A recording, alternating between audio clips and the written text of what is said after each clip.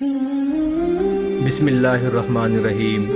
आप देख रहे हैं हमारा यूट्यूब चैनल रूहानी दस्तक।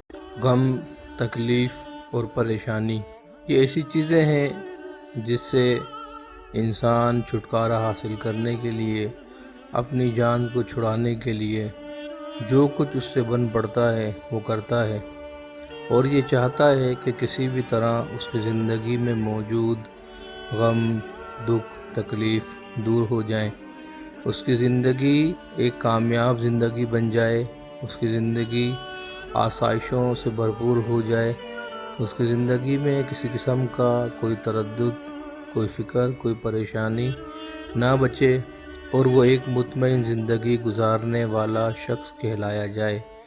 इसी तरह बाज़ लोग दुनिया के साथ साथ अपनी आखिरत की तैयारी की भी फ़िक्र रखते हैं, और ये चाहते हैं कि दुनिया के अंदर रहते हुए जहां उनको कामयाबी मिले, वहीं वो आखिरत की ज़िंदगी में भी कामयाब हो जाएं, और आखिरत में भी उन्हें किसी किस्म की ज़िल्लत और रुसवाई या परेशानी या पशेमानी का सामना न करना पड़े। ऐसे अहबाब के लिए आज आका अलैहिस्सलातु वस्सलाम की तालीम करदा एक दुआ लेकर हाजिर हुए हैं।